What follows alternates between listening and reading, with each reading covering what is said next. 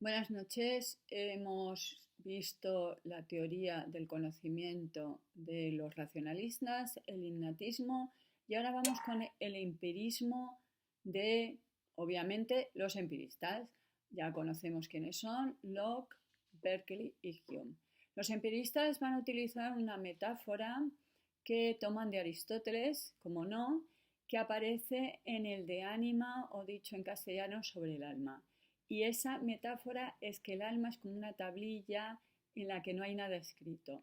Los griegos, cuando asistían a sus clases, iban con una tablilla de cera y con un punzón iban escribiendo en ella. Luego lo podían calentar, lo alisaban y podían reutilizarla. Mira qué ecologistas eran los griegos en el siglo V.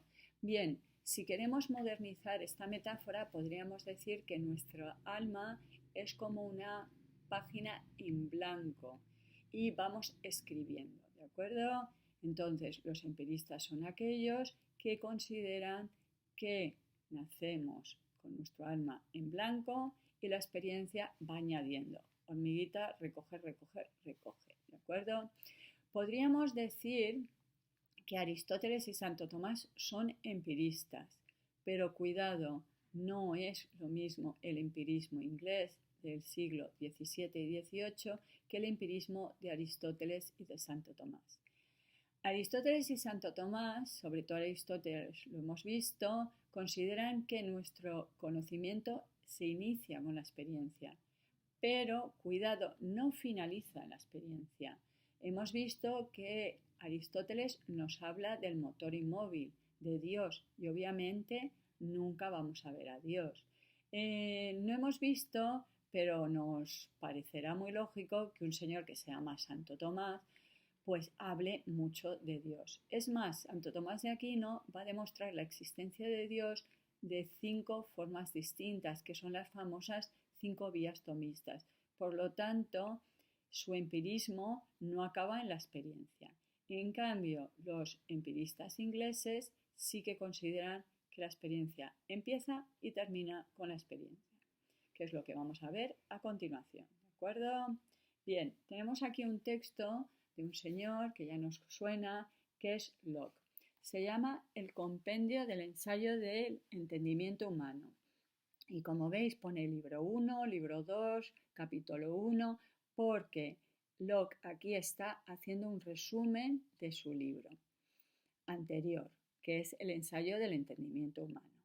Libro 1. De las nociones innatas. En las meditaciones que llevé a cabo acerca del entendimiento me esforcé en probar que la mente es al comienzo rasa tabula, pero como ello fue solo para erradicar el prejuicio que subyace en las mentes de algunos hombres, creo que en esta breve presentación de mis principios que hago aquí es mejor dejar a un lado todo este debate preliminar que constituye el primer libro, puesto que en lo que sigue pretendo mostrar el origen del que recibimos y de los modos en que llegan a nosotros todas las ideas que nuestro entendimiento emplea al pensar. Bien, como vemos en este parrafito, Locke nos está diciendo que ha dedicado un libro entero, un capítulo entero, diríamos hoy, en el ensayo del entendimiento humano, a refutar la teoría de las ideas innatas de los racionalistas. Aquí no indica el argumento que va a utilizar, pero el argumento que utilizará Locke es que si tenemos ideas innatas, deberíamos tenerlas todos y siempre. Los innatistas, como Descartes, pero también Platón y su teoría de la reminiscencia, tienen no solo que suponer que tenemos ideas innatas, sino también explicarnos cómo no las tenemos inmediatamente. ¿Por qué es tan complicado? Ya sabemos que para Descartes, gracias a sus reglas y de su método, llegaremos a descubrir esas ideas, y que para Platón tenemos que hacer un verdadero esfuerzo de recordar. Cuidado, Platón nunca dijo que la reminiscencia era fácil, es complicada. Si no, no se justificaría que unos hayan llegado a las ideas y otros no. ¿No?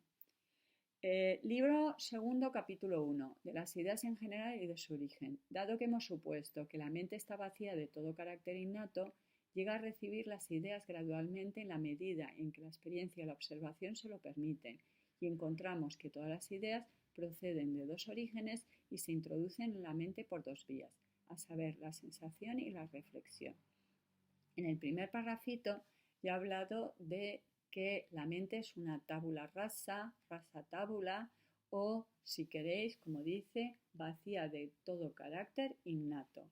Papelito en blanco, tabla rasa, como queráis llamarlo, nacemos sin ideas, ¿vale? Y aquí en el libro segundo nos va a hablar que nuestras ideas tienen dos orígenes, la sensación y la reflexión.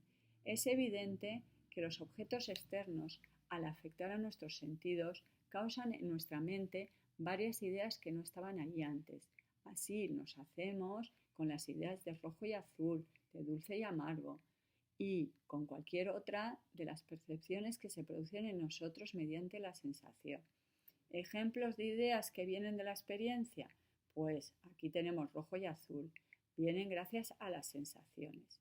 La mente, dándose cuenta de su propia operación sobre estas ideas recibidas por la sensación, llega a obtener las ideas de esa misma operaciones que tienen lugar dentro de ella misma. Esta es la otra fuente de las ideas y a esta llamo reflexión, y gracias a ellas tenemos las ideas de pensar, querer, razonar, dudar, proponerse, etc. Lo que nos está diciendo Locke en este texto es cuidado, que tenemos dos fuentes. Por un lado tenemos los sentidos, la experiencia externa, pero también tenemos una experiencia interna.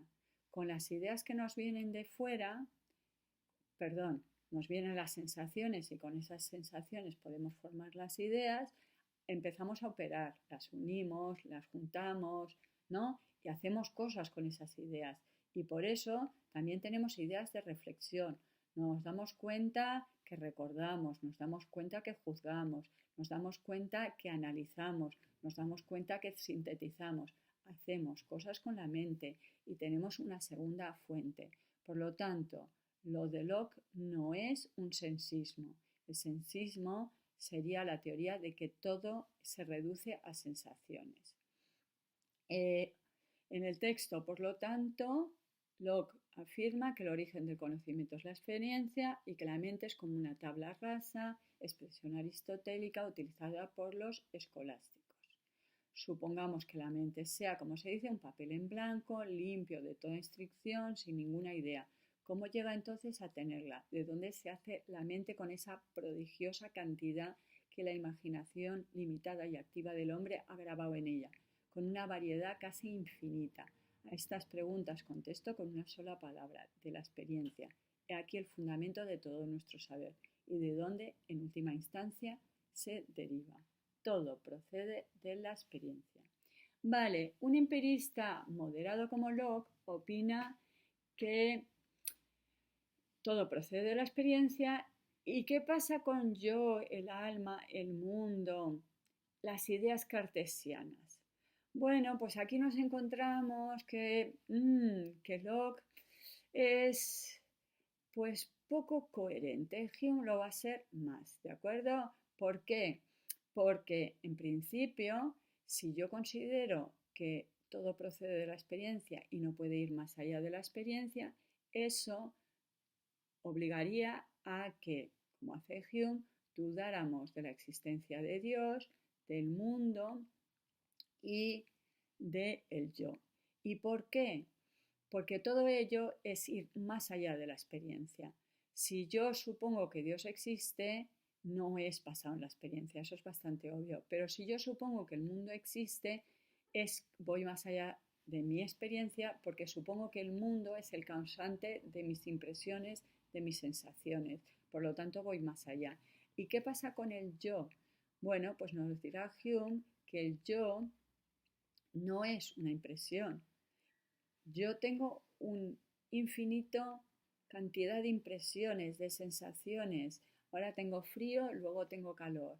Ahora estoy contento, luego estoy triste. Ahora estoy pensando en qué voy a hacer la semana que viene y ahora me acabo de acordar lo que hice la semana pasada. Ahora miro y veo el azul del cielo. Luego miro y veo el césped verde. ¿Qué soy yo? ¿El verde del césped, el azul del cielo, mis planes de futuro, mis recuerdos del pasado? Entonces, ese es el problema. Yo no soy el conjunto de mis distintas impresiones, sensaciones y experiencias.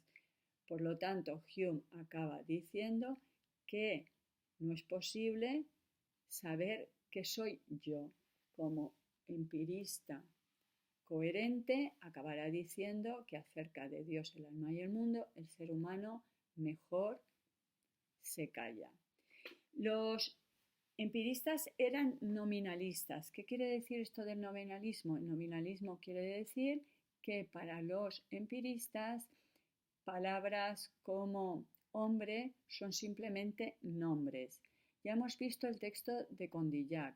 El texto de Condillac nos intenta convencer que los niños aprenden la palabra árbol y luego generalizan, lo aplican una multiplicidad de cosas. Y simplemente es por economía, es porque es más simple. Yo tengo una palabra que es la palabra de mesa y lo aplico a una multiplicidad, ¿de acuerdo? Pues igual los empiristas. Para los empiristas, por lo tanto, no existen los universales, solo existen los singulares y si yo tengo la palabra mesa, no es que exista la mesa universal, sino que simplemente por comodidad, ¿de acuerdo? Así que todo el conocimiento se reduce al conocimiento empírico. Hume distinguirá entre cuestiones de hecho y relaciones de ideas. Hemos visto verdades de razón y verdades de hecho en Leibniz. Pues igual Hume distingue, los llama distinto, pero es una distinción bastante similar. Las relaciones de ideas serían las relaciones que establece las matemáticas. Las cuestiones de hecho, en cambio, se basarían en la experiencia, en las impresiones. Y al igual que hemos visto que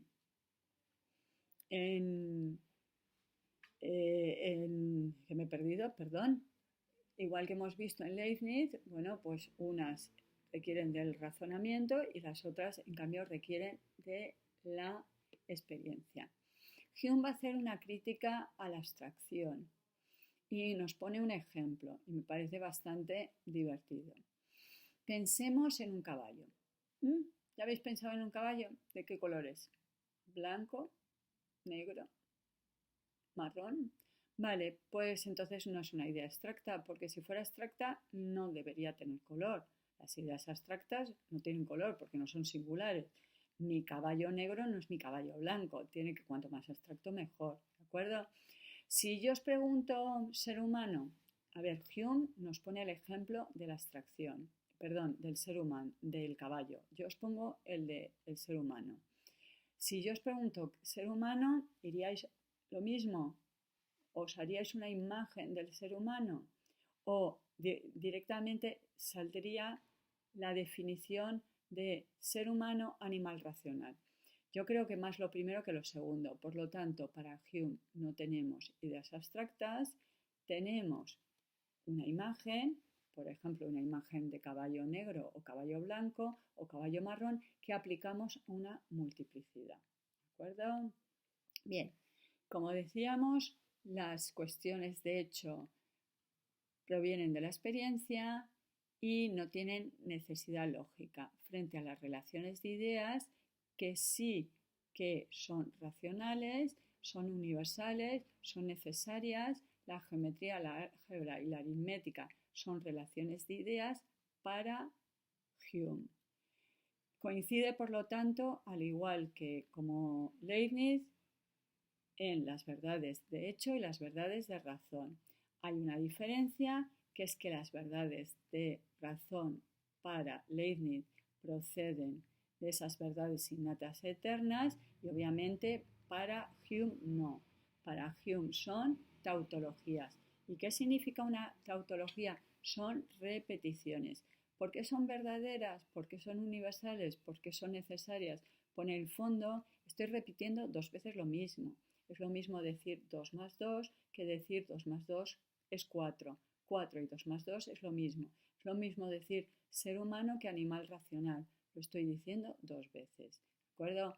Tautología viene de la palabra tauto, que significa lo mismo. Bien, vamos con las expresiones a priori y a posteriori. A ver, a priori y a posteriori en Aristóteles tenía que ver con el efecto la causa, que si del efecto yo deduzco la causa o de la causa deduzco el efecto. Pero a partir de Locke va a querer decir que lo a posteriori significa lo que es conocido por medio de la experiencia y lo a priori al margen de la experiencia. A ver, podéis utilizar un truco, pero los trucos no se ponen en los exámenes. A priori previo a la experiencia, a posteriori posterior a la experiencia. No es del todo exacto porque a priori significa al margen de la experiencia, no significa previo a la experiencia. ¿De acuerdo? Bien, una de las originalidades de Hume, una de sus muchas originales, fue darse cuenta que las relaciones entre ideas no proceden de la experiencia. Soy yo el sujeto que estoy relacionando, ¿de acuerdo?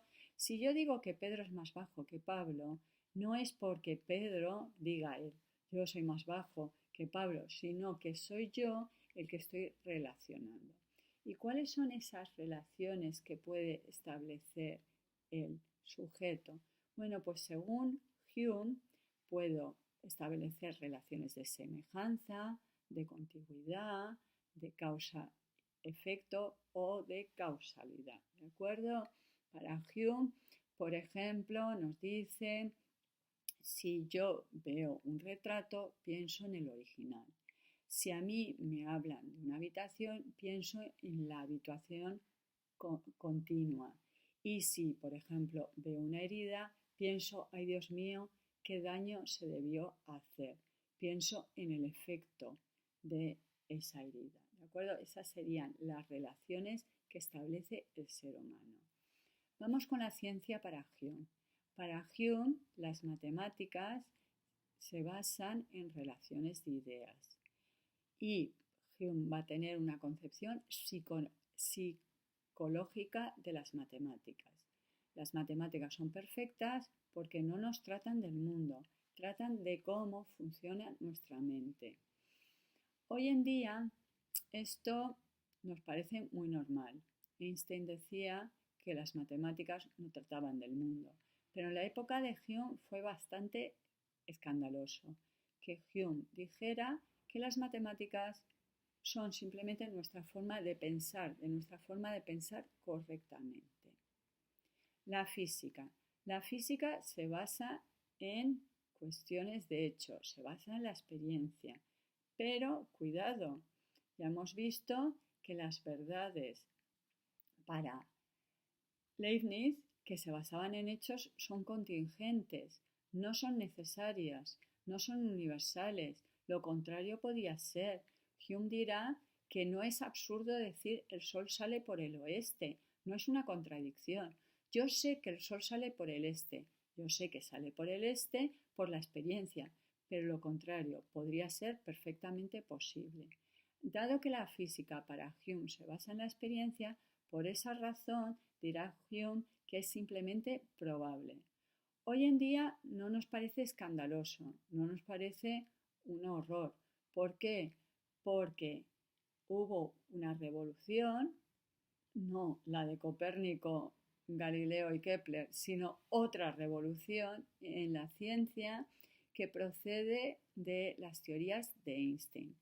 Einstein, como sabéis, establece la teoría de la relatividad y a partir de la teoría de la relatividad de Einstein va a haber un montón de físicos que van a instaurar lo que se llama la física cuántica.